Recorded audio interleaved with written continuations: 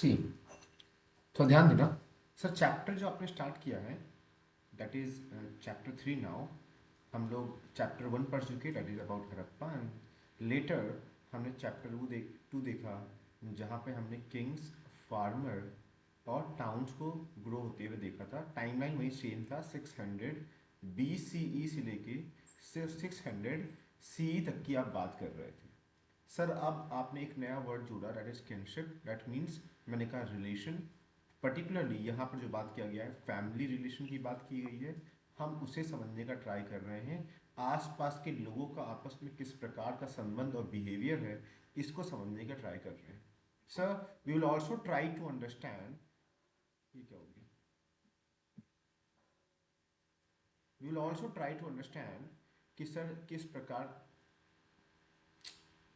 क्या हो रहा है, किस प्रकार का कास्ट,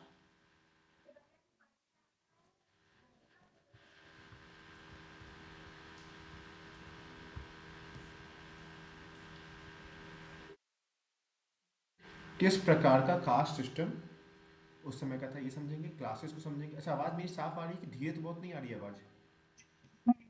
बिल्कुल साफ आवाज़ आ रही है? ठीक है। दैट मीन्स सर, तो अब जब भी आप चैप्टर का नाम बोलते हैं तो चैप्टर की अंडरस्टैंडिंग के साथ हम क्या समझ जाते हैं कि पूरे चैप्टर में हम लोग क्या पढ़ने वाले हैं, है ना? तो उस प्रकार से अब आइडिया हो गया होगा। तो जैसे ही जब मैंने कहा कि सर आप कहीं ना कहीं ये तो बात नहीं कर रहे हैं कि आप अर्ली सोसाइटी को पढ़ाने वाले हैं, तो हाँ, तुम्हें सुनने से लग गया होगा उस समय के लोगों के आपस में रिलेशन क्या है, कास्ट क्या है, क्लास क्या है। सर एक एक शब्द में कहिए ना कि आप सोसाइटी को, उस समय की सोसाइटी को पढ़ाने की बात कर रहे हैं। ये एक शब्द में हम ये कह सकते हैं, उस समय के हम समाज को समझने का ट्राई करेंगे, ये हमें देखना है ना? ये समझेंगे। उसके बाद जो मैंने स्टार्टिंग में तुम्हें एक लाइन पढ़ाई थी कि सर, जो फर्स्ट पैराग्राफ था, और मैंने कल का होमवर्क भी दिया था, सर किस प्रकार के इकोनॉमिक चेंज या तो सर पॉलिटिकल चेंज क्या करते हैं, सोसाइटी के लोगों का बिहेवियर को कहीं ना कहीं इन्फ्लुएंस करते हैं, ह्यूमंस के बिहेवियर को इन्फ्लुएंस करते हैं, या कहते हैं तो समाज के बिहेवियर को इन्फ्लुएंस करते हैं। सर कैसे कह सकते हैं आप? तो मैंने तुमसे बताया था कि अगर पॉलिटिकल व्यवस्था बदलती है, मान लो कोई सख्त राजा, पहले सॉफ्ट कोई था, कोई सख्त राजा आ जाता है, तो कैसा सोसाइटी होगा? जहां पर लोगों के पास बहुत ज़्यादा स्वतंत्रता नहीं होगी। तो क्या इससे समाज प्रभावित नहीं हुआ? हुआ sir.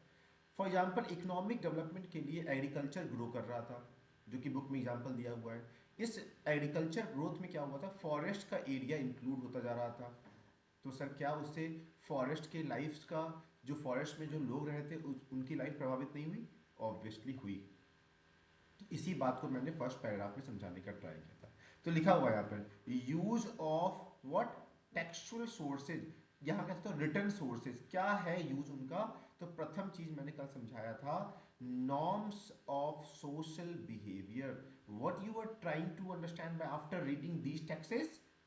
After reading these texts, you are in a position to understand the rules of the societal behavior, social behavior, description and comment on social practices and situation. Look at this. समाज, for example, किस प्रकार से शादी कर रहे थे, शादी में क्या हो रहा था, ये सभी जानकारियां सोशल प्रैक्टिसेस के बारे में हम समझ पा रहे थे। दहेज दिया जा रहा था कि नहीं दिया जा रहा था, क्या लड़कियां अपना गोत्र चेंज कर रही थी, जिस प्रकार से अभी होता है, लड़कियों की शादी हो जाती है तो उनका सरनेम चेंज हो जाता है, क्या ये चीज़ें हो रही थी? तो हम सोशल बिहेवियर समझ रहे थे, उस समय का सोशल प्रैक्टिसेस को समझ रहे थे। Source for what, attitudes and practices that shape social history.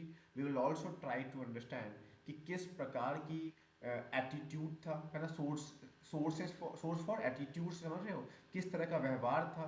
For example हम यहाँ समझेंगे कि सर पिता का जो प्रॉपर्टी था वो बेटे को चला जाता था, ये पढ़ के हमें ज्ञान मिल रहा है, तो हम उसी प्रकार से हिस्ट्री लिख रहे हैं। एक और बात है, important to know who has written the text. और तुम्हें कल याद आ रहा होगा कि सर अचानक से आप इस बात पे क्यों आ गए, किसने लिखा है? तो तुमने समझा था चैप्टर सेकंड में चैलेंजेस में कि जो लिखता है टेक्स्ट वो बहुत मैटर करता है। कि वो क्या सोच रहा था, उसका पर्सपेक्टिव क्या था, किसके लिए लिख रहा था, कहीं उसी के लिए काम तो नहीं कर रहा है। तो हमने समझा था ये जानना जरूरी है कि किसने, हु जानना जरूरी है, फॉर हुम किसके लिए, है ना, ये सब जानना जरूरी है।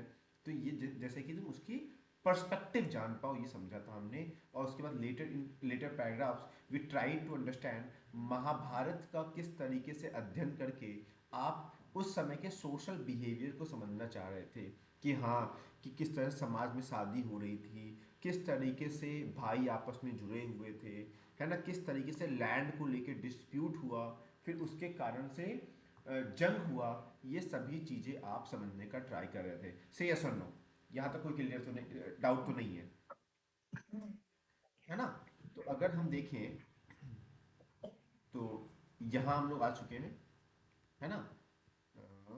थोड़ा स्क्रीन बड़ा कर ले, ये रहा। जहाँ पे कोई प्रॉब्लम होगी देखने वगैरह में बताना मुझे कि सर आपने चैप्टर का नाम समझा दिया, कोई दिक्कत नहीं आई। सर उसके बाद आपने यहाँ पर एक क्वेश्चन लिखवाया था मुझे, क्वेश्चन नंबर 1, कि किस तरीके से economic and political changes do influence society, समाज को प्रभावित करते हैं, यहाँ ये समझाया था मैंने, एग्जाम्पल भी दिया था। उसके बाद यहाँ पर हम लोगों ने पढ़ा था सोर्सेज के बारे में, और बताया किस तरीके से हम सोशल बिहेवियर, प्रैक्टिसेस, है ना, सब इंपॉर्टेंट सोशल एक्टर्स के बारे में वहाँ देख रहे थे, और पर्सपेक्टिव वाला पार्ट भी हमने देख लिया था। उसके बाद यहाँ पे हमने महाभारत के बारे में बात की थी, किस तरीके से समाज को पढ़ने में हेल्प कर रहा है, कितने वर्सेस वगैरह हैं, ये समझा था। उसके बाद सर एक इम्पॉर्टेंट जो टेक अवे हमने समझा था, है ना, कि सर इस महाभारत का कंपाइलेशन कैसे हुआ है। तो हमने देखा कि एक टीम लगी जिसके लीडर कौन थे, बताना मुझे। सर उसके लीडर थे वी एस सुतांकर, वी एस सुतांकर, याद रहेगा, मेरे साथ बोलो, क्या नाम है इनका, वी एस सुतांकर। क्या नाम है, वी एस सुतांकर नाम है इनका। सर ये क्या, इन्होंने क्या किया, इनके लीडरशिप में किस तरीके से कंपाइलेशन चल रहा है। सर आपने कहा स्टेप बाय स्टेप आपने किया। पहली बात तो स्टेप वन क्या था, बताना मुझे, स्टेप 1 क्या था, स्टेप 1 क्या था इनका। हाँ, स्टेप 1 था कलेक्टिंग व्हाट, पूरा बोलना पड़ेगा। Sir collecting Sanskrit manuscript of the Texas, कहाँ से, from different part of the world, the first one. Second step क्या था, comparison. Sir you started comparing these Texas, और आप पता करने लगे इसको दो पार्ट में, अच्छा ये सिमिलैरिटीज है इसमें, ये डिफरेंसेस हैं। तो आपने क्या कर दिया, 13,000 पन्नों का एक, कहीं ना कहीं एक वॉल्यूम तैयार कर लिया। और देखना कितना समय लग गया सर, 47 ईयर्स लग गए ये चीज़ को करने में, हमने देखा यहाँ पर, है ना। और सर ये नहीं है कि आपने केवल सिमिलैरिटीज को लिखा, आपने डिफरेंसेस को भी कहीं ना कहीं प्रेजेंट किया है। ये बात सर आपने समझाई थी, याद आ रहा है ना। तो सर आपने समझाया कि सर किस तरीके से in this sense the variation are reflective of what complex processes that shaped early and late social historians look at this, कि सर आपने कहीं ना कहीं इन कॉन्फ्लिक्ट्स को भी इन को रखा, और कहीं ना कहीं उन कंसेंसस को भी रखा। कई सारी बातों पे जो हिस्टोरियंस थे सभी लोग मान करते थे हाँ ऐसा हुआ होगा, कुछ पे जो कॉन्फ्लिक्ट हुआ था उसको भी स्थान दिया। सर बाद में सर आपने जो प्राइमरी स्टेप आपका रहा है इसको समझने के लिए, प्राइमरी स्टेप रहा है कि आपने क्या किया है, टैक्सेस का इस्तेमाल किया है जो कि लिखे गए थे, या उनके द्वारा लिखे गए, उनके लिए लिखे, कहाँ, ब्राह्मण्स के द्वारा, है ना। तो आपने उन टैक्सेस को भी, तो क्या लिखा हुआ है, और our understanding for these processes is drive from primary texts. जो प्राइमरी था, प्रथम प्रथम सोर्स क्या था आपका, प्रथम सोर्स था वो संस्कृत की टैक्सेस जो ब्राह्मण्स के द्वारा लिखे गए थे, है ना। तो कहीं ना कहीं हम लोग उस समय काल में जो हिस्टोरियंस हैं हम लोग के, वो समझने का ट्राई करते हैं। हम ये भी समझ रहे थे कि जो भी ब्राह्मण्स लिख दिया करते थे समाज उन्हें पूरी तरीके से मान्य करता था, लेकिन ये भी देखा गया है कुछ लोग मान्य नहीं भी करते थे। ये दोनों पक्ष हमें समझ में आ रहा है। यहाँ तक साथ में हो, कोई दिक्कत यहाँ तक, यहाँ तक हम कल पढ़ चुके थे। सर आज का जो चैप्टर है, जो अब तक आपने रिवीजन रीकैप जो कर लिया हमने, सर यहाँ से स्टार्ट करिए, क्या है ये, अगेन मैं समझाऊंगा। नेम सेज अ लॉट, और here I can say heading says a lot. Sir यहाँ क्या लिखा हुआ, kinship that means relation, and marriage, विवाह, शादी, जो कहना है वो कह लो। Sir many rulers and varied practices, बहुत सारे राजाएं अलग अलग प्रकार के प्रैक्टिसेस कर रहे थे, ये समझाने वाले हैं आप। याद करो, चैप्टर का नाम क्या था, समाज। चैप्टर का नाम क्या है, सोसाइटी। तो सर वही तो आप कर रहे हैं। समाज में विवाह कैसे हो रहा है, समाज में विवाह की क्या इंपॉर्टेंस है, फैमिली किनशिप मतलब रिलेशन ऑफ फैमिलीज कैसी हैं, न्यूक्लियर फैमिली है, आपस में रिलेट करते हैं कि नहीं करते हैं, ये इस प्रकार की चीजें आप पढ़ाने वाले हैं। तो हेडिंग क्लियर है। किनशिप मतलब क्या होता है, फैमिली रिलेशन। तो ध्यान देना, तो जल्दी से हेडिंग्स पढ़ लेते हैं। आज के छोटे छोटे टॉपिक क्या है। पहले पार्ट में फैमिलीज पढ़ लेंगे, फाइंडिंग अबाउट फैमिलीज पढ़ लेंगे हम लोग, है ना, परिवार के बारे में पढ़ लेंगे। दूसरे में हम लोग पढ़ लेंगे the idea of what, the idea of patriliny, that means या पेट्रियार्कल। पैट्रिनी मतलब हो जाएगा जहां पर पिता की प्रॉपर्टी पुत्र को चली जाती, ट्रांसफर हो जाती है। इस तरह का कल्चर हम तुम्हें समझाने का ट्राई करेंगे। अगेन समाज में ऐसा हो रहा था, बेटियों पे नहीं जा रहा था, पुत्र को मिल रहा था, बड़े बेटे को मिल रहा था, ये समझ यहाँ पर, है ना। उसके बाद क्या है, उसके बाद ये पेज आ रहा है, टाइम भी लग रहा है। हाँ, उसके बाद विवाह कैसे हो रहा था, शादियाँ कैसे हो रही थी, हम ये समझेंगे, है ना, कि क्या सेम ग्रुप में विवाह होता था कि बाहर विवाह होता था, ये बारे में हम समझेंगे। उसके बाद हम क्या समझेंगे, उसके बाद गोत्र के बारे में समझेंगे कि सेम गोत्र में विवाह हो रहा था कि गोत्र के बाहर विवाह हो रहा था। ये मार्कर क्यों नहीं चलने लगा, क्या मेरा पेन दिखाई दे रहा है, हाँ, दिखाई दे रहा है।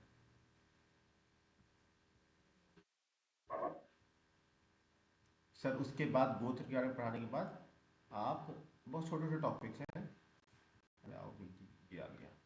हाँ, मदर की देखो 4 लाइन में, मदर की क्या इंपॉर्टेंस थी, है ना। हम देखेंगे किस तरीके से माँ के नाम पे ही बच्चों के नाम कहीं ना कहीं मिलते पढ़ते थे।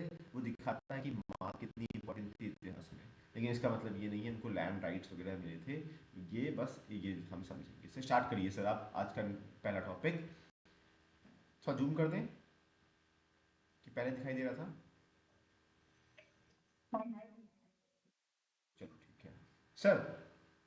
We often take families life for granted, मानते हैं सर, हम हमेशा परिवार को बहुत टू बी ग्रांटेड लेते हैं, तो इतिहास में भी से मानते होंगे, है ना, लिखा हुआ। However you may have noticed that not all families are identical, सभी परिवार सेम नहीं होते हैं, ये तो हम मानते हैं। कुछ के परिवार थोड़े से स्ट्रिक्ट होते हैं, कुछ के नहीं होते हैं, तो ये sir families do vary, they vary in terms of number of member. हाँ, कहीं पे 6 लोग हैं, कहीं पे 2 लोग हैं, नंबर्स में सर वैरी करते हैं, ट्रू सर, समझ में आता है। Their relation with one another as well as kind of activities they share. देखो कितना आसान तरीके से समझाने का ट्राई कर रहे हैं कि हाँ फैमिलीज को तो हम हमेशा हमें टू बी ग्रांटेड, फैमिली तो है ही, हाँ तो कौन सी बड़ी बात है। लेकिन समझना कि फैमिलीज वैरी करती हैं, किसी की फैमिली में 2 लोग हैं, 3 लोग हैं, इसमें वैरी करते हैं। फैमिलीज के आपस में संबंध कैसे हैं, इसमें वेरिएशन है कि किस प्रकार की चीज़ें आपस में परफॉर्म करते हैं। बहुत सारे फैमिली साथ में गेम भी खेलते हैं, बहुत लोग के फैमिलीज में आपस में गेम नहीं खेलते हैं, स्ट्रिक्ट रहते हैं, there is line between the parents and their children. तो ये समझने का ट्राई करना कि हाँ सर फैमिली वैरी करती है। Often people belonging to same family share food, भोजन को शेयर करते हैं, अदर सोर्सेज रिसोर्सेज को फॉलो करते हैं। देखो जैसे अभी के टाइम क्या है, यस सर, हम लोग की माएँ हमसे भोजन शेयर करती हैं। रिसोर्सेज जैसे टीवी है, टीवी तुम भी यूज कर सकते हो, टीवी परिवार का अदर सदस्य भी, यस ये भी सही लिखा हुआ है, ऐसा होता है। और साथ में रहते भी हैं, काम भी करते हैं, है ना। सब रिचुअल्स परफॉर्म करते हैं, है ना। कई बार देखो मान लो भाई है और फ्राइडे की नमाज पढ़नी है, तो सब साथ में चले गए, या मंदिर जाना है तो सब लोग साथ में चले गए, या सिर्फ रिचुअल्स को साथ में परफॉर्म करते हैं परिवार, ये भी समझ में आता है sir. Sir families are usually part of what, larger network of people. अब देखो क्या होता है, जब फैमिली आप कहते हैं तो एक बड़ा सा लोग आता है, नेटवर्क ऑफ पीपल आता है, जिन्हें हम रिश्तेदार कहते हैं, रिलेटिव्स कहते हैं। लेकिन अगर इतिहास के टेक्निकल टर्म में बोलें तो इसी रिश्तेदार वर्ड का यूज किया जाता है किन, किन फ्लोक वर्ड यूज किया जाता है, क्या वर्ड यूज किया जाता है। अब बताओ किन फोक क्या होता है, बताना जरा मुझे। जब फैमिली में रिलेटिव भी इंक्लूड हो जाए। अरे नहीं, रिलेटिव्स को ही कहते हैं। या तो रिलेटिव कह लो, या तो टेक्निकल टर्म में कह सकते हो, किन किनफ्लोक कह सकते हो। रिलेटिव्स को ही कह रहे हैं। मतलब कि सर जो परिवार है, सर जो बड़ा सा परिवार है, उसी को आप कह रहे हैं किनफ्लोक कह रहे हैं, रिश्तेदार कह सकते हो, या तो किनफ्लोक कह सकते हो, दोनों एक ही वर्ड है। तो लिखा हुआ है, while familiar ties are often regarded as natural and based on blood, जो ये रिश्ता बंधा हुआ है, रक्त कहते हैं नहीं सर, खून का रिश्ता है। They are defined in many ways. For instance some societies regard cousin as blood relation, है ना, देखो कजिन्स को आप ब्लड रिलेशन मानते हो, whereas other do not, कुछ लोग नहीं मानते हैं। तो क्या समझाया यहाँ पे, देख लो कितना आसान समझाया है कि सर परिवार की बात कर रहे हैं, तो सर लग रहा है कि आप हिस्ट्री पढ़ा ही नहीं रहे हैं, आप घर घर खेल रहे हैं। सर किस तरीके से, सर आप बोल रहे हैं कि परिवार को लोग टू बी ग्रांटेड लेते हैं। सर परिवार सबके समान नहीं होते हैं। तो यहाँ पर अगर लिखना चाहो तो फैमिली लिख लो यहाँ पर, कि सर आपने फैमिली के बारे में पढ़ाया था। एक परिवार दूसरे परिवार से डिफरेंट होता है। परिवार भोजन साथ में शेयर करता है, परिवार कई बार खेलता कूदता है, एक्टिविटी साथ में करता है, परिवार के कई बार जो रिचुअल्स होते हैं, पूजा पाठ होता है, उसे साथ में परफॉर्म करता है। सर जो ये बड़ा सा नेटवर्क ऑफ पीपल है ना, इसी को आप रिश्तेदार कहते हो या फिर आप किन फोक कहते हो। लोग कैसे जुड़े हुए हैं, सर लोग ब्लड रिलेशन से जुड़े हुए हैं, कई बार कजिन्स को मानते हैं, उसमें इंक्लूड करते हैं, कुछ लोग नहीं मानते, ये भी ध्यान देना। आगे बढ़ते हैं। For early society historians can what retrieve information about elite families fair easily. इतिहासकार को बड़े परिवार को समझने में बहुत ज़्यादा मुश्किलें नहीं पड़ती थी। भैया रिसोर्सेज होंगे उनके पास, उन्होंने कुछ लिख पढ़ रखा होगा। दिक्कत कब पड़ती है, आम लोगों को समझने में। तो लिखा हुआ, it is for ever more difficult to reconstruct the families relation of ordinary people. जो आम लोग हैं उनके जीवन को समझना मुश्किल है। क्यों, उनके लिए कुछ रिसोर्स नहीं मिलता होगा, लिखित कुछ नहीं मिलता होगा। तुम सोचो गरीब और आम लोगों की बातें कौन ही लिखता होगा। लिखते होंगे सेलिब्रिटीज के बारे में लिखते होंगे, है ना, ध्यान देना। Historians also investigate what and analyse the attitude towards family and रिश्तेदार, दैट इज किनशिप। लोगों का क्या व्यवहार था अपने परिवार के प्रति, इसको भी इतिहासकार समझने का ट्राई कर रहे हैं, है ना। तो यहाँ देखना कि क्या डिफिकल्टी, ऑर्डिनरी लोगों का इतिहास लिखना मुश्किल है। फिर उसके बाद इतिहासकार इतिहास में ये समझने का ट्राई कर रहे हैं कि लोगों का व्यवहार अपने परिवार के प्रति, रिश्तेदार के प्रति कैसा था। दीज आर इम्पॉर्टेंट, लेकिन जो कि बिना पढ़े हुए उनको लग रहा होगा, जिस तरीके से आज के समय में रिश्तेदारों से नहीं बनती है, वैसे भी शायद उस समय में नहीं बनता होगा, नहीं पसंद करते होंगे, हो सकता है बनता भी हो सकता है। तो these are important because they provide an insight, किसके लिए देता है, पीपल्स थिंकिंग, है ना, लोग कैसा सोचते थे, उनकी सोच कैसी है। जब तुम जान पाओगे कि उनका ऐसा व्यवहार था, तो उनकी सोच जान पाओगे ना। मान लो कि तुम अपना भोजन किसी के साथ शेयर नहीं करना चाहते हो, तो जब कोई जान पाएगा, अरे अरे इसकी सोच अच्छी नहीं है, ये थिंकिंग अच्छी नहीं है। अगर कोई जान पाएगा शेयर करते हो, तो अरे कि बहुत अच्छा है, उनसे मांगोगे तो खाना दे देंगे, उनकी थिंकिंग को समझने का। तो परिवार का व्यवहार कैसे, लोगों का व्यवहार कैसा अपने परिवार के प्रति, उस समय के लोगों की थिंकिंग समझना उससे आसान पड़ जाता। It is likely that some of these idea would have what save their actions, obviously. मैंने कहा नहीं, तुम्हारा अगर परिवार में खाना शेयर कर रहे हो, तो तुम्हारे एक्शंस कैसे हैं, दिस पॉजिटिव एक्शंस, है ना। वो कहीं ना कहीं आपके एक्शंस एक आपको एक कहीं ना कहीं जानने में हेल्प करेंगे। जस्ट एज एक्शन में lead to change in attitude, that at the same time वो आपके जो एक्शंस होंगे कहीं ना कहीं व्यवहार को समझने में और व्यवहार के दूसरे को बदलने में, और इवन जो हिस्टोरियंस पढ़ रहे हैं उनके व्यवहार towards the history will change. क्या यहाँ तक मेरे साथ हो। सर अगर मैं देखूं तो कितना आसान टॉपिक है। सर पहला हेडिंग आपने पढ़ाया है फैमिली, और बहुत जेन्युइन पढ़ाया है कि फैमिली लोगों की वैरी करती है संख्याओं में। कई लोग क्लोज फैमिली होते हैं, कई लोग सॉरी बिग फैमिली होते हैं, या कह सकते हो न्यूक्लियर फैमिली होते हैं, स्मॉल फैमिली होते नहीं होते हैं। सर फैमिली में लोग भोजन शेयर करते हैं, रिचुअल्स परफॉर्म करते हैं।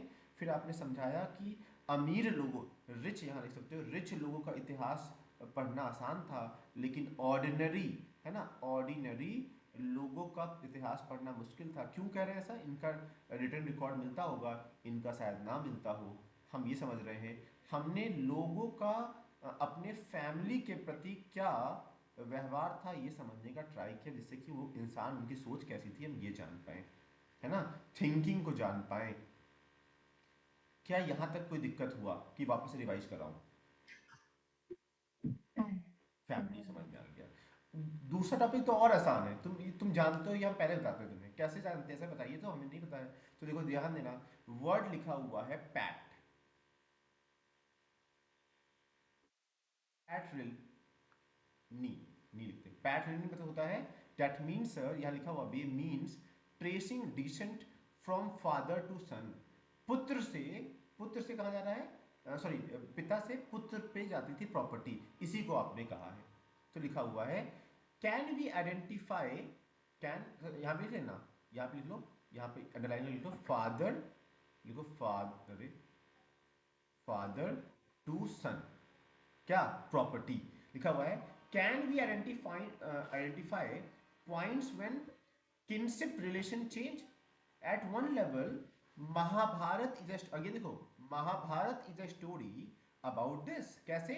It describe a feud over what, over land and power between two group of cousins. Look at this, दिखा रहा है महाभारत में क्या था, ये तो था। एक मिनट रुक जाओ, आवाज आ रही है। हाँ अब देखो, क्या था सर, महाभारत क्या था, दो कजिन्स के बीच में था, कौन थे वो सर? कौरव और पांडव। दो ग्रुप था, ग्रुप नंबर वन का नाम क्या है? कौरव, ग्रुप नंबर टू का नाम है पांडव। इनके बीच में लैंड को लेकर डिस्प्यूट हुआ। लेकिन ये क्या थे, ये दोनों ग्रुप एक ही फैमिली से बिलोंग करते थे। क्या था उन, क्या नाम था उनका? डेट इज, देखो लिखा हुआ है क्रूज, है ना। जो क्रूज थे, सिंगल रूलिंग क्लास थे, उनके नीचे कौरव भी आ रहे थे जो 100 भाई थे, है ना, 100 ब्रदर थे। और पांडव भी आ रहे थे जो 5 भाई थे। इनके बीच के बारे में हम देखें तो क्या है, a linkage dominating one for what, janapada, janapada हम लोगों ने पढ़ा ही चैप्टर में। अल्टीमेटली कॉन्फ्लिक्ट कैसे एंड हुआ? Conflict in battle. तो क्या समाज को समझ पा रहे थे ना, समाज में क्या था कि सर किस तरीके से, किस तरीके से पिता का जो प्रॉपर्टी है या राज्य है वो पुत्र को जाएगा। और इसी विषय में हमने महाभारत देखी है, कौरव और पांडव के बीच में। ये समझना पड़ेगा और देखना पड़ेगा किस तरीके से इसमें कौन जीता था। पांडव जो 5 थे वो जीत गए थे इन 100 से, हमने ये देखा है कहानी में। पांडव जीत गए थे, पांडव ने, पांडव, पांडव से कहीं कहीं कहीं 5 साउंड करा, 5। तो ध्यान देना, after that what, there were a patrilineal what succession was proclaimed, why, while what, again the same word, that patrimony had existed prior to composite of the epic also। ये मत समझना कि महाभारत के बाद ही जो ये transfer of wealth from father to son है ये तब स्टार्ट हुआ, नहीं, उससे पहले भी कहीं ना कहीं ये चीज हमारे समाज में हो रही थी, ये समझना, है ना। तो what is this paternally, that mean son could claim the resource including the throne. देखो थ्रोन मतलब क्या था, राज्य, राज्य पर भी बेटा अपना अधिकार दिखा सकता है। किसके बाद? अपने पिता के मृत्यु के बाद, या तो पिता स्वयं दे दे, अगर पिता की किसी कारणवश पहले मृत्यु हो जाए तो सबसे बड़े बेटे को सब कुछ मिल जाता है। अच्छा तुम्हें लग रहा है ये बहुत आसान चीज है, कोई दिक्कत है यहाँ पर?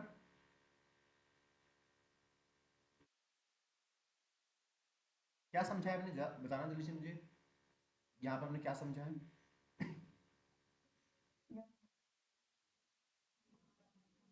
हाँ, हाँ,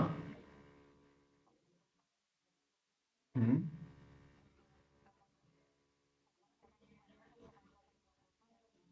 ठीक है, बहुत अच्छा, कोई दिक्कत ही नहीं है हमें तो। सर लिखा हुआ है मोस्ट रूलिंग डायनेस्टीज। अच्छा ये चैप्टर क्लास में समझ में आ गया होगा, क्या तुम ये कह सकते हो आसान चैप्टर था ये? You are present in class? अच्छा चलो ठीक है, तो मैं करते थोड़ा तेज करते हैं ऐसे करके, चलो ठीक है। Most ruling dynasties that is from 6th century BC onward claim to follow this system। look at this। Sir आप एक और ध्यान दीजिए, आपने खुद कहा कि ये उस समय काल से पहले भी फॉलो किया जाता था। और मोस्टली, मोस्टली क्या, अभी तक अगर माने ना, अगर सुप्रीम कोर्ट के वर्डिक्ट्स को छोड़ दिया जाए, जबकि अब वर्डिक्ट कहता है कि बेटियों को भी अधिकार देना पड़ेगा, तो अब तो अलग बात है। लेकिन सर बहुत लंबे समय तक ये रहा है। तो ये कहना कि most of the ruling dynasties from 6th century BC onward claim to follow this system, सब फॉलो करते थे, although there is variation in practice. Variation क्यों कह रहे हैं? अलग अलग तरीके से वेरिएशन हो सकता है। याद करो सर, आपने पिछले क्लास में प्रभावती का नाम लिया था, तो लिखा हुआ है some time there were no sons, कई बार कोई भी बेटा नहीं हुआ करता था, तो क्या करेंगे? In some situation brother succeed one another, बड़ा बेटा नहीं दूसरे ने सक्सीड करके उसे कैप्चर कर लिया। सम टाइम अदर किनशिप, पता चला कि रिश्तेदार में किसी ने क्या कर दिया, आक्रमण कर दिया और क्लेम कर दिया कि गद्दी मेरी है। तुम देखना कि नॉर्मली अभी भी समाज में, ध्यान देना, नॉर्मली अभी भी समाज में और उस समय के राजा के जगहों पे यही प्रैक्टिस था कि पिता के बाद सबसे बड़ा बेटा या उनका खुद का बेटा वहाँ पे आएगा। लेकिन वेरिएशन क्या है? कई बार बेटे नहीं हुआ करते थे, कई बार दूसरे भाई आके कब्जा कर लिए, कई बार कोई दूसरा रिश्तेदार आके आक्रमण कैप्चर कर लिया, और कुछ एक्सेप्शन भी देखे गए हैं। जिस तरह से पिछले चैप्टर में हमने प्रभावती का नाम देखा था कि वहाँ पर उन्हें रिसोर्स पर, या कह सकते हो पूरे स्टेट पर, उन्हें रूल करने का मौका मिल गया। तो हाँ, नॉर्मली देखा जाए, बड़े स्तर पे देखा जाए तो सर हाँ यही चल रहा था कि पिता के बाद पुत्र आएगा, लेकिन कहीं कहीं थोड़े बहुत वेरिएशन तो दिखते ही हैं। फिर लिखा हुआ है the concern for what patterning was not unique to ruling families. This was not unique. Why not unique? Sir ये बहुत पुराना है। Even sir if you will go with Vedas you will find this, लिखा हुआ है it is evident in Mantra, in ritual Texas. देखो sir लिखित source में है, सच एज ऋग्वेद में भी इसका जिक्र है sir. It is possible that this attitudes were share by wealthy men, those who claim high status including Brahmans. हो सकता है कि क्योंकि ये वेदों में लिखा हुआ है, तो उस समय जिस समय लिखा जा रहा है उस समय भी यही बड़ा चल रहा होगा कि पिता अब के बाद बेटे को प्रॉपर्टी मिलेगी। हो सकता है जो उस समय के अमीर सो कॉल्ड रिच लोग होंगे वो भी यही प्रैक्टिस कर रहे होंगे। यहाँ तक ये भी कि जो ब्राह्मण्स की फैमिली थी, ब्राह्मण्स की फैमिली थी, वो भी यही फॉलो कर रही थी। क्योंकि मैंने तुमसे हमेशा सिखाया है चैप्टर 2 पढ़ाने के बाद कि क्या दिक्कत होती है। क्योंकि लिखने वाले कौन है? लिखने वाले हैं अमीर लोग। लिखने वाला कौन है? लिखने वाले हैं ब्राह्मण्स।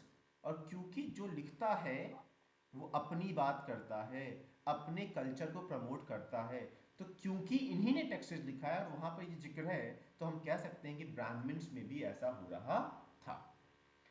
क्या यहां तक समझ में आता है? तब भी मैं वापस से रिपीट कराता हूँ नेक्स्ट टॉपिक में जाने से पहले कि सर कुछ नहीं सर, बस दो चीज़ें पढ़ाई हैं अभी आपने जो कि मेरे लिए बहुत आसान है। सर आप समझाने जा रहे हो परिवार और शादी को, जिसमें से अभी आपने समझाया कि परिवार सबके अलग अलग होते हैं, किसी के छोटे परिवार, बड़े परिवार, परिवार साथ में खेलते कूदते हैं, खाना खाते हैं, साथ में जीते हैं, रहते हैं, और कई बार लोगों की अच्छी बनती है परिवार, कई बार नहीं बनती है।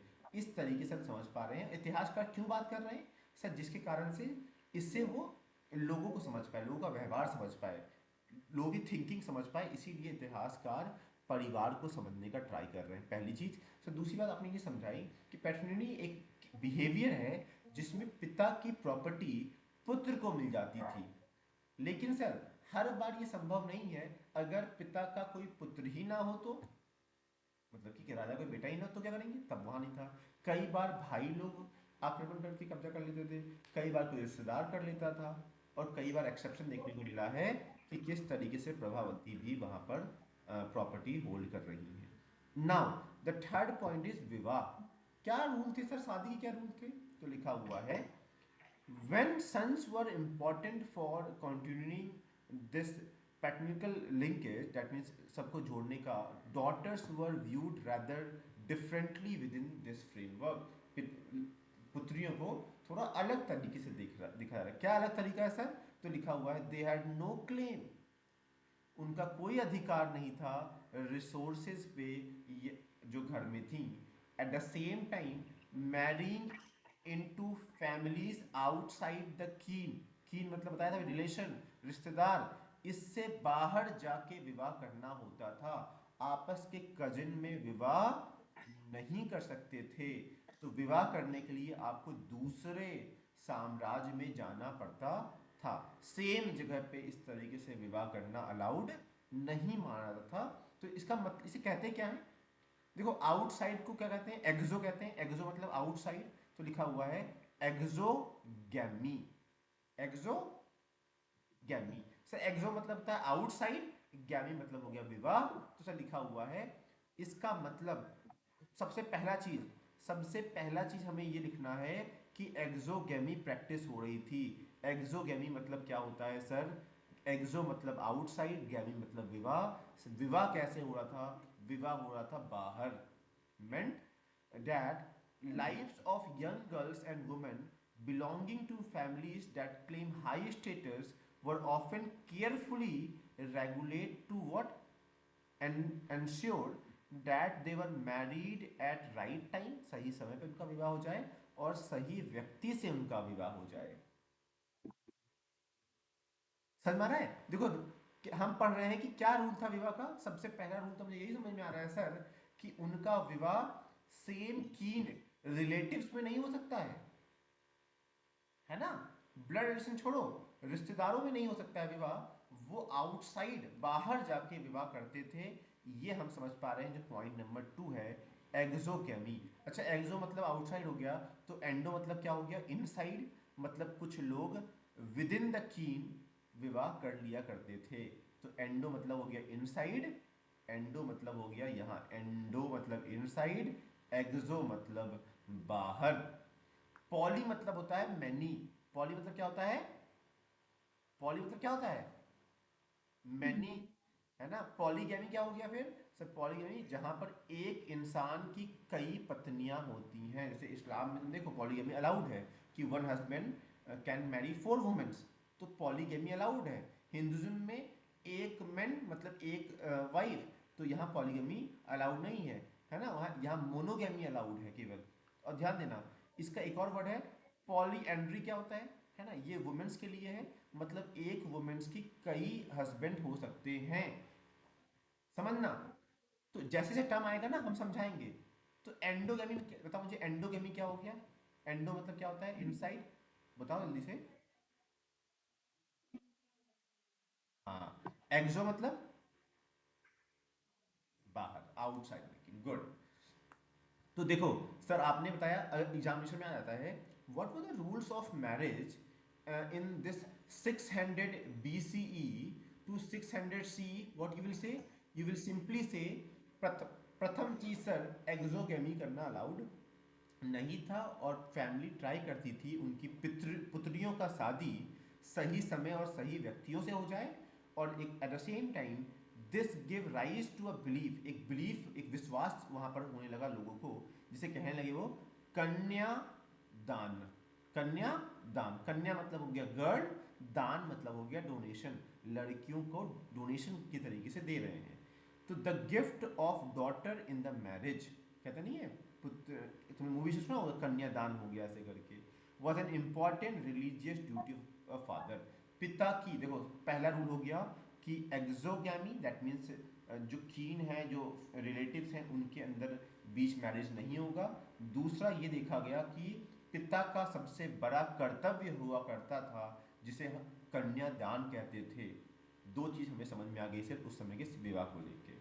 Sir with the emergence of नया शहर, social life become more complex. Look at this sir, ये तो पुरानी बात कर दी ना आपने सर। अब तो चीजें बदलेंगी, समाज बदलेगा, लोग विचित्र विचित्र तरीके से होते आएंगे, तो परिवर्तन आएगा। लिखा हुआ है for people for near and far meet to buy and sell their products. लोग इधर उधर जाने लगे तो उनके आइडियाज मिलने लगे, है ना?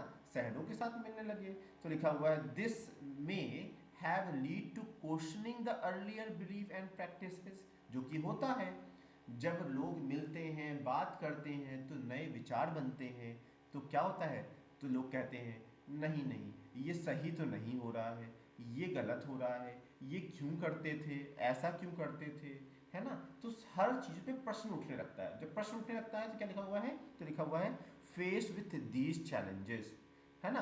द ब्राह्मण्स रिस्पॉन्डेड, अब देखो, जब उनको लगा कि जब कोई कहेगा कि यहाँ विवाह बाहर करना है, तो पूछेंगे नहीं अच्छा काहे बाहर ही काहे करें, अपने ही शहर में काहे ना कर लें हम लोग विवाह, तो लोग पूछेंगे। अब जब उत्तर नहीं दे पाओगे तो क्या होगा, रूल्स बनाए जाएंगे।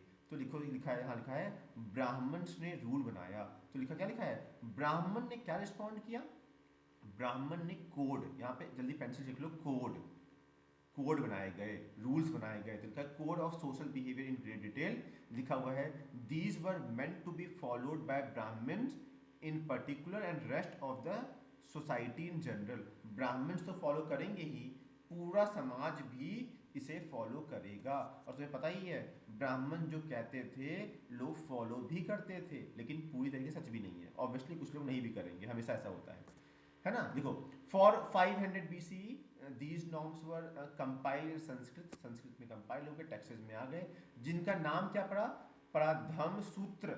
सूत्र मतलब होते समझो, दैट प्रिंसिपल, दैट रूल्स, धम्म सूत्र, धम्म शास्त्र, इस तरह के जो टेक्सेस बने ना, कंपाइलेशन बना, उन्हें नाम दिया गया। तो एग्जामिनेशन में आता है धम्म सूत्र धम्म शास्त्र क्या थे, तो बोल देना ये रूल्स थे जो संस्कृत में लिखे गए थे, किसके द्वारा, ब्राह्मण्स के द्वारा। ये क्या है, ये रूल बुक है, ये क्या है, ये रूल बुक है।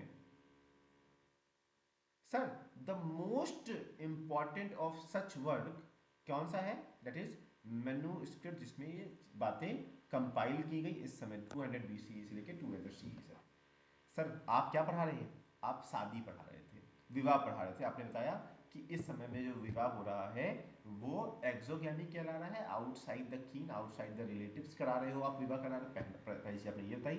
दूसरा, पिता का सबसे महत्वपूर्ण कर्तव्य हुआ करता था कन्या को दान करना, कन्यादान जिसे आप कह रहे हैं सर। उसके बाद समझाया आपने कि जब लोग आपस में मिलने जुलने लगे, इधर उधर घूमने घामने लगे, बाइंग एंड सेलिंग करने लगे, तो विचार बदलने लगे और हर चीज़ों पे प्रश्न पूछा जाने लगा। तो प्रश्न पूछा रहा था, इसको रोकने के लिए इन्होंने किताब लिख दी, रूल की किताब लिख दी कि रूल फॉलो करना ही पड़ेगा। ये चीज़ यहाँ पे आपने समझाई अब तक। तो लिखा हुआ है वाइल ब्राह्मण authors of these Texas claim that these point of view have had universal validity, देख रहे हो कितना होशियार है, यूनिवर्सल है जो हमने कह दिया, सबको मानना पड़ेगा। That they what prescribe had to be obeyed by everyone, सभी को मानना पड़ेगा। लेकिन लिखा हुआ है it is likely that real society relation were more complicated. क्यों complicated, beside given this regional diversity within the subcontinent, the difficulties of communication, look at this, इतना विभिन्नताएं हैं समाज में, इतना विभिन्नताएं था अपने इस भारत में। तो लिखा हुआ है कि विभिन्नताओं के कारण से sometimes it difficult to communicate, शायद कुछ लोगों को समझ में भी ना आए। तो लिखा हुआ है the influence of Brahmin was by no means all pervasive, that means बहुत वाइडली स्केल पे इनका इन्फ्लुएंस नहीं था।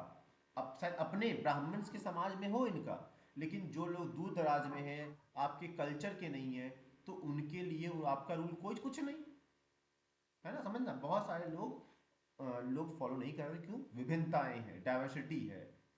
तो what is interesting in Dharmasutra and Dharmashastra, तो ध्यान देना, recognizing that as 8 form of विवाह, शादी करने के 8 तरीके कहाँ दिखाए गए हैं, इन धर्मशास्त्र और धर्म सूत्र में, जैसे मैन्युस्क्रिप्ट में लिखा हुआ है। ऑफ दीज, 4 को मानते हैं सही है, वाइल द रिमेनिंग वर कंडेम्टेड, होता होगा, समझ रहे हो, पढ़ा भी सकते हैं तुम, वैसे तो सिलेबस का हिस्सा वैसा नहीं है।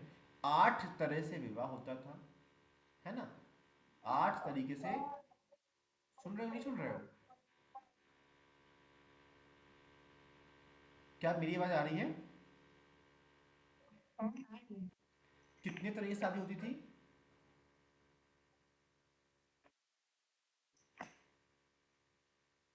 कितने तरीकों से शादी होती थी, 8। ध्यान से सुनो, क्लास में ही रहो, है ना, मतलब ये नहीं कि ऑनलाइन क्लास चल रही। हाँ तो बताना चाहिए था ना, हम कैसे जानेंगे कि आवाज़ चली गई थी। नहीं नहीं, बताना है तुम्हें। अच्छा, कहाँ तक आवाज़ आई है, यहाँ तक आवाज़ आई है कि ब्राह्मण्स का जो मानने का था, मतलब इनकी बात कौन मानेगा, ब्राह्मण्स ज़्यादा मानते थे, जो लोग डिफरेंट कल्चर के थे, थोड़े अलग थे, वो नहीं मानते थे। यहाँ तक सुनाई दिया था।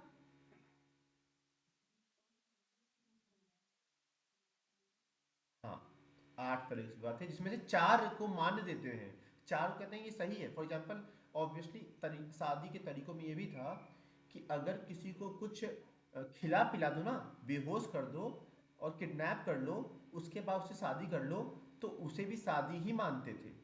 लेकिन कोई मानेगा इस शादी को? अच्छा मानेगा? नहीं मानेगा इस तरह प्रकार की शादी को, है ना।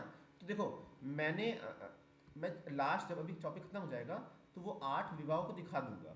लेकिन आज का मेरा कंसर्न है कि जो एनसीईआरटी में है वो हम लोग पढ़े। देखो ये देखो, जो 8 विवाहों को मैंने लिख दिया है ना। इनके मतलब क्या? फॉर एग्जाम्पल देखो, लिखा हुआ ब्रह्म विवाह को क्या कहते थे, जिसमें क्या होता था कि एक पिता अपनी पुत्री का विवाह करता था लेकिन किसी भी प्रकार का दहेज नहीं दिया करता था, इसको मान्य करता है ना। तो इस तरह की विवाहें थी। लेकिन अभी टॉपिक से नहीं भटकते, हम लोग का कॉन्टिन्यूटी टूट जाएगा। ये याद रखना है कि 8 तरह के विवाह थे जिसमें 4 को ऑब्वियसली जो सही प्रैक्टिस नहीं थी उन्हें कंडेम करते हैं, बाकी सबको मान करते हैं। It is possible that these were practiced by those who did not accepted what Brahmanical norm. Look at this. तो हो सकता है जो लोग ब्राह्मण्स के नॉर्म्स को मानते ही ना हो वो उन्हें भी प्रैक्टिस करते हो, है ना। तो ये बात समझना पड़ेगा हम लोगों को। सर आपने क्या समझाया है वापस से समझाइए। केवल 3 पॉइंट समझाए हैं और इतने आसान पॉइंट हैं कि तुरंत याद हो जाना चाहिए। तो बताओ जरा सा, आप तुमने रिपीट करो। पहला पॉइंट फैमिली था, हम लोग ने क्या पढ़ा था फैमिली में? जल्दी से रिवाइज करा दो।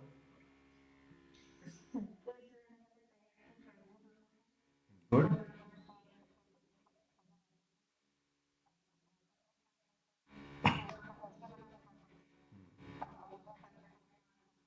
गुड।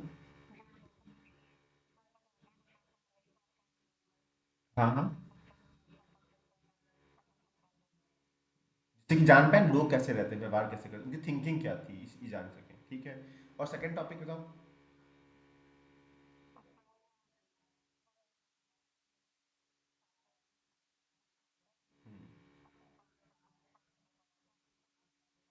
हम्म।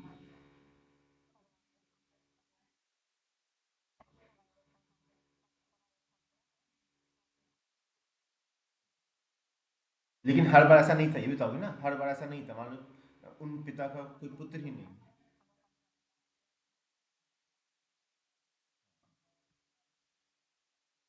ठीक है, बहुत अच्छा। और सर ये बहुत वाइड स्केल पे हर जगह देखने को मिला, ऋग्वेद में भी इसका जिक्र है। ये हो गया, चलो ठीक है। थर्ड पॉइंट क्या है? मैरिजेस, रूल ऑफ मैरिजेस क्या है?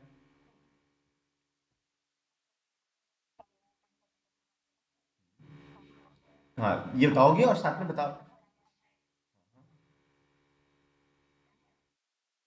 एक्सोगेमी प्रैक्टिस होती थी, साथ में ये बताओगे कि एक्सोगेमी था क्या? मतलब कि सर विवाह जो था वो कीन के बाहर। हाँ ठीक है। दूसरा क्या है?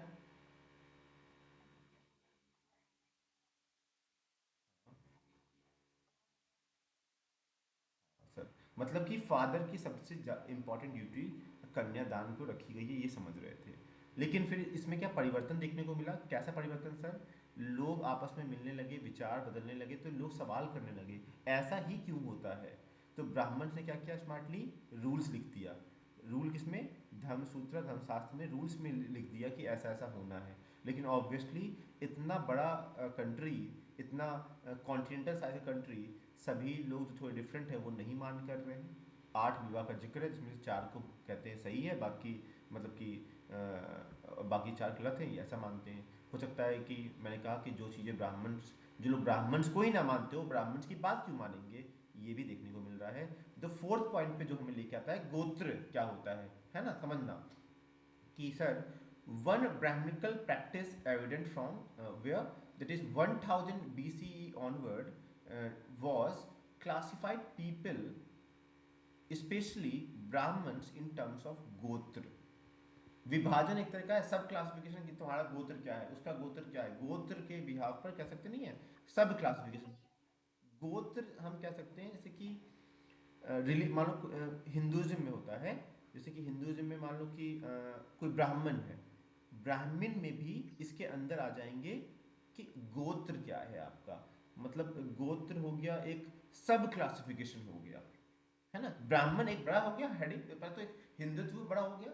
हिंदुत्व के अंदर मान लो कि एक पर्टिकुलर एक कास्ट हो गया, ब्राह्मण एक कास्ट हो गया। और कास्ट के अंदर आता है गोत्र, कि किस गोत्र के ब्राह्मण हो, है ना।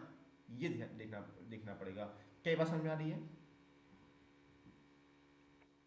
वो तो समझ में आया कि मतलब क्या हो गया सर, कि मान लीजिए बड़ा सर्किल हो गया, हिंदुज्म का सर्किल हो गया, हिंदुज्म के अंदर आ गया, मान लीजिए सर आ गया ब्राह्मण्स आ गए, है ना। और ब्राह्मण्स के अंदर भी कौन से ब्राह्मण किस गोत्र के ब्राह्मण है, उस प्रकार से होता है ना। इस्लाम में मान लो कि इस्लाम में मान लो कि आप इस्लाम को फॉलो कर रहे हैं, लेकिन उसमें होता है सिया और सुन्नी होते हैं। मान लो कि आपने सर सिया को ले लिया, तो उसी में भी मान लो कोई और सब क्लासिफिकेशन हो, किस मतलब गोत्र के सिया मान लो, अगर ऐसा कुछ कहोगे तो मतलब सब क्लासिफिकेशन उसके मतलब उसके पर्टिकुलर कहाँ पे आते हो सब, ये गोत्र कहलाएगा। समझ में आ रहा है? अब समझ में आया गोत्र क्या है, सब क्लासिफिकेशन ऑफ पर्टिकुलर ब्राह्मण्स। से यस और नो? क्या ये बात समझ में आ रही है? सब क्लास ध्यान ना। तो क्या है सर, यहाँ पर गोत्र देख रहे हैं, तो ईच गोत्र was named after a what, वैदिक सीड्स, है ना। ध्यान देना सीड्स क्या थे उसमें, स्पेसिफिकली मान लो कोई ग्रुप रहा है, तो मेन इंपॉर्टेंट मान लो कोई रहा है, तो उनका उनके नाम पर ही पूरा वंश स्टार्ट हो गया है। डिसेंडेंट लिखा हुआ भी है, अलॉन्ग विद होस्ट who belong to same gotra were regarded as his descent. होता नहीं है कि ये मान लो परदादा हैं, तो इनके नाम का ही वंशज दूसरा रहेगा, उनके नाम का वंशज दूसरा रहेगा। तो सर उस प्रकार का कहीं ना कहीं ये गोत्र चला आ रहा था। लिखा हुआ है two rules about gotra was particularly important. पहला, womens were expected to give their father gotra, दिखा है ना क्या लिखा हुआ है, womens were expected to give up, लिखा है ना बच्चे, give up their father's gotra and adopt what, adopt that of their husband on marriage. समझा ना ये बात?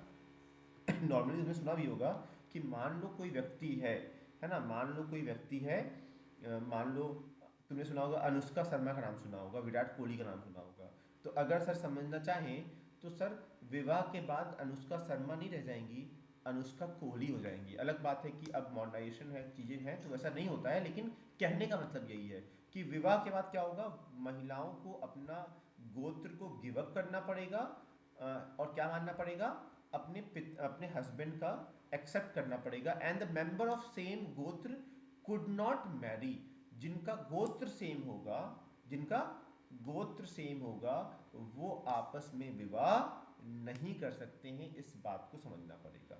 सर क्या है गोत्र, आपने समझा दिया साहब। साहब गोत्र क्या हो गया सर, कहीं ना कहीं पर्टिकुलर एक ही ग्रुप का सब क्लासिफिकेशन हम कहते हैं, है ना। तो फिर समझना गोत्र में ही आपस के गोत्र में विवाह नहीं था इस समय काल में, ये देखने को मिल रहा है। और जब लड़की का विवाह होगा तो क्या हो जाएगा, लड़की का विवाह होगा तो क्या होगा, बताओ लड़की का विवाह होगा क्या होगा गोत्र के साथ, लड़की को अपना गोत्र अपना, हाँ, है ना। समझ में आ रहा है? तो लिखा हुआ है one way to find out whether this was commonly followed is to consider the name of men and women which were sometimes derived from Gotra name. These names were available for powerful ruling linkage such as Stavnas could rule over the part of Western India and Deccan, है ना। Obviously जब हम जानना है, अगर तुम्हें, अब तुम इतिहासकार हो, तुमने देखा कि ऐसा होता होना चाहिए, क्या फॉलो होता था, तो क्या करोगे, चलो नाम उठाते हैं इंस्क्रिप्शन से, टेक्सेस से, कि क्या शादियों के बाद रानियों के नाम बदले हैं कि नहीं बदले हैं। तो इंटरेस्टिंगली नहीं बदले थे, कई कई जगह पे हमने ये भी देखा था। लिखा हुआ है several of these inscription have been recovered what which allow historians to trace what family ties, पूरे परिवार का चट्टा निकालने के लिए हेल्प कर रहा है, इंक्लूडिंग विवाहों को भी देख रहे हैं। और इससे क्या पता चल रहा है, इससे क्या पता चल रहा है, देखना यहाँ पे, some of the Satavahana ruler were what, again क्या लिखा हुआ है, पॉलीगैनिस्ट, दैट मीन्स क्या था, पॉलीगैनिस्ट में क्या था, पॉली मतलब क्या था सर, मैनी, आपने कहा था मैनी, और सर इसका मतलब शादी, मैरिज, है ना। बताओ, बोल ही नहीं रहे हो कुछ। पॉली मतलब क्या था, था मैनी, है ना। और तो क्या हो गया, मतलब कि सर एक राजा का या फिर एक मेल का अगर कई वाइफ्स हैं तो इसी को आपने पॉलीगमी या पॉलीगमिस किया। ये समझाया मैंने, लिखा लिखा हुआ भी यहाँ देखो, had more than one wife. तो an examination of the name of women who married to Stabna's ruler indicate that many of them had name derived from their gotra, such as what Gautama and Vasishta. These fathers गोत्र, look at this, ये तो पिता का गोत्र है। मतलब कई सारे लोगों ने अपने पिता का गोत्र ही होल्ड किया। मतलब कि जो चीजें लिखी गई हैं कुछ रूलर्स अपना ही, मैंने कहा भी था ना कि बहुत सारे लोग डिफरेंट है, वेरिएशंस हैं। यहां समझ में आ रहा है कि सर आपने बताया कि हाँ गोत्र में ये होता है कि लड़कियों के विवाह के बाद उनका गोत्र पति का जो गोत्र है वो हो जाएगा वहां पर, है ना। या सरनेम की फॉर्म में तुम देख सकते हो सरनेम चेंज होना था। तो सर यहाँ पर सरनेम चेंज नहीं होता हुआ दिखाई दे रहा है। विवाह से पहले पिता का जो सरनेम था इंस्क्रिप्शन पे वही देखने को मिल रहा है, लिखा हुआ है दे evidently retained their name instead of adopting the name derived from their husband गोत्र, उस पे नहीं गई। named as they were required to do accordingly to the brahminical rule, जो कि है ना, और क्या है नाम है अपने अकॉर्डिंग टू जो रूल कहता है उसके अकॉर्डिंग नहीं, अपने पिता का ही गोत्र को होल्ड कर रहे हैं। Who is also apprentice what that some of these women belong to same गोत्र। look at this, अभी तो आप कह रहे सर ऊपर ब्राह्मणिकल रूल में कह रहे थे सेम गोत्र में शादी नहीं होगी, लिहाजा तो हो रखा है सर। तो लिखा हुआ है डेट मीन्स जो ब्राह्मणिकल रूल्स थे मैंने तुम्हें बताया था सभी फॉलो नहीं कर रहे थे, विभिन्नताओं का देश है ये ध्यान देना। As it obvious this run the counter of idea of exogamy, है ना। रिकमेंडेड क्या हुआ, क्या हुआ, कुछ बोल रहे हो, कुछ बोल रहे हो। हाँ एक्सो क्या बताया था ना, बाहर विवाह होना कहीं ना कहीं इस चीज़ को भी काउंटर करता है। In fact it is what is extremely क्या लिखा हुआ है एक्सट्रीमलिफाइड and alternative practice. Look at this, that is somewhere कि किस तरीके से जो प्रैक्टिसेस थी जिसे आप कह रहे थे उसके अल्टरनेटिव्स भी दिखाई दे रहे हैं। जैसे लिखा हुआ endogamy of the marriage within the kin, that was also seen somewhere which was found in prevalent amongst the several community। अब देखो जो भी वर्ड मैंने ऊपर समझाया था तुम्हें कि सर आपने समझाया था एक्सोगैमी मतलब कि बाहर से विवाह होना, एंडोगैमी मतलब कि विद इन द कम्युनिटी विवाह होना, ये भी कई जगह परफॉर्म हो रहा है। तो such marriages among the kinfolk such as cousins के बीच में विवाह देखने को मिल रहा है, एंश्योर्ड क्लोज कीन्स कम्युनिटी ये भी देखने को मिल रहा है, जो कि परिवार से बॉन्ड। समझ में आ रहा है कि नहीं समझ में आ रहा है, कितना आसान है। सर आपने स्टार्ट किया था विवाह के बारे में पढ़ाना, अच्छा लास्ट पैराग्राफ पढ़ा तो रिवाइज कराते हैं। It is likely that there is variation, obviously sir हमें समझ में आ रहा है। रुक जाओ 4% है इसलिए ब्रेक, एक minute just hold on.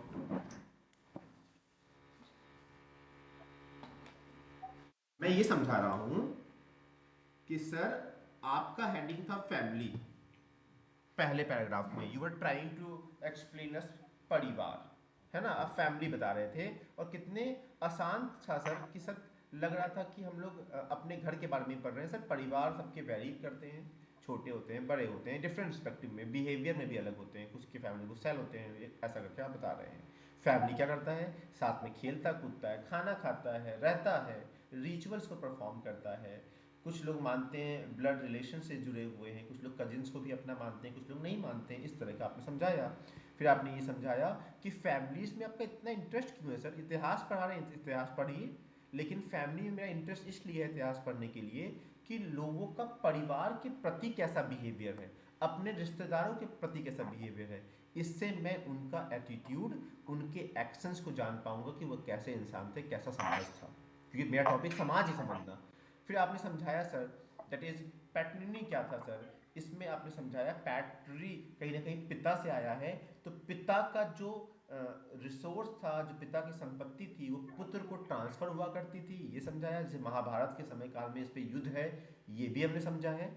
Sir हमने ये भी समझा है कि नॉर्मली पुत्र को मिलती थी, कई बार लेकिन आक्रमण के कारण या फिर किसी एक एक्सेप्शन क्वीन को मिला हुआ है। ये हम देख पा रहे हैं सर, ऋग्वेद में पिता की प्रॉपर्टी बेटे को मिले इसका जिक्र है। फिर सर आपने समझाया कि मैरिज का क्या था, हमने कहा विवाह में ये था कि पिता या परिवार ये सोचता था कि हमेशा विवाह अपने की अपने रिश्तेदारों में अपने समाज में ना हो, उससे बाहर हो, जिसे आपने एक्सोगैमी कहा।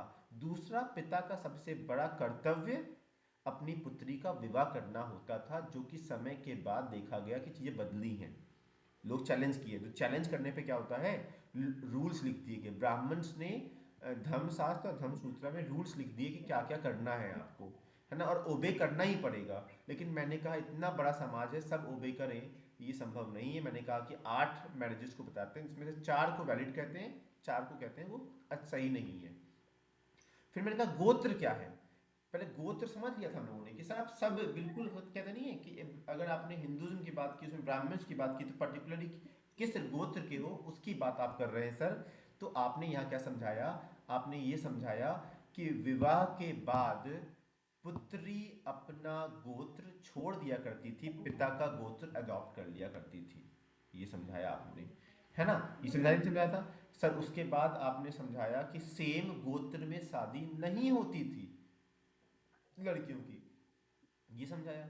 लेकिन सर अब आपने जब बताया ये बात ना, तो चलिए ढूंढते हैं। तो इतिहासकार ने ढूंढना स्टार्ट किया, लिखा नाम 10 लोगों का और पूरा सूची बना लिया। जब सूची बनाई तो देखा कि कुछ लोगों ने अपने गोत्र को विवाह के बाद भी नहीं छोड़ा, ये देखा गया। कुछ देखा गया कि सेम गोत्र में विवाह हुआ है, दैट मीन्स एक्सोगैमी भी थी, एंडोगैमी भी थी, और कई बार देखा गया पॉलीगैमी भी थी। पॉली मतलब कि एक राजा कई रानियों से विवाह करते थे, ये समझा हमने। अब आज का हमारा लास्ट टॉपिक है मनी। माँ इंपॉर्टेंट थी, बस यही 4 लाइन का टॉपिक है आज, ये फिर खत्म हो गया, देखो इतना ही है। तो इसीलिए परेशान मत होना कि सर आज बढ़ जा पढ़ा रहे हैं। लिखा हुआ है we have seen what Satavahana rulers were identify through what metronymic, that इसका मतलब क्या था sir, mother, that is surname drive from that of mother. जैसे मान लो कि माँ का नाम है अनुष्का, मान लो माँ का नाम है अनुष्का। अब पुत्र हुआ, है ना, तो पुत्र मान लो हुआ या पुत्री हुई, तो मान लो तुमने नाम रख दिया अनुष्का है, तो नाम रख दिया तुमने अनवी रख दिया। अनुष्का से कहीं नहीं, देखो अनुष्का विराट भी तो है, विराट कोहली है ना, तो तुमने माँ का नाम इसमें से निकाल के तो जोड़ दिया और लिख दिया अनवी। तो कहीं ना कहीं माँ के नाम से ड्राइव किया हुआ है। अच्छा, माँ के नाम से तुम कब ड्राइव करोगे, जब माँ तुम्हारे लिए इंपॉर्टेंट होगी, है ना। तो कहीं ना कहीं इतिहास में ये चीज कि जो बच्चे हुआ करते थे उनका नाम माँ के नाम से निकाल के रखा जा रहा है। तो क्या लिखा हुआ है, although this may suggest that mother were important, we need to be caution before we arrive at any conclusion. Okay, ध्यान देना कि हाँ, इससे लगता है कि माएँ बहुत इंपॉर्टेंट थी, लेकिन एक बार दोबारा सोचना पड़ेगा, क्योंकि अगर इतनी ही इंपॉर्टेंट थी तो बाकी के अधिकार क्यों नहीं दिए आपने। किताब बस इतना ही कह रही है।